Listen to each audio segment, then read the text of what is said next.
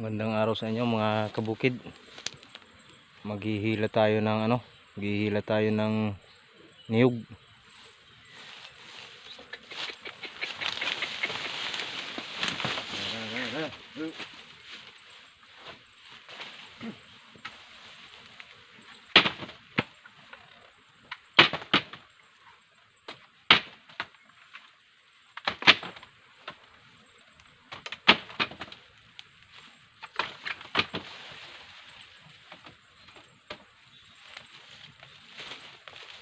Para sa mga lahat ng aking taga-suporta na taga-bukid,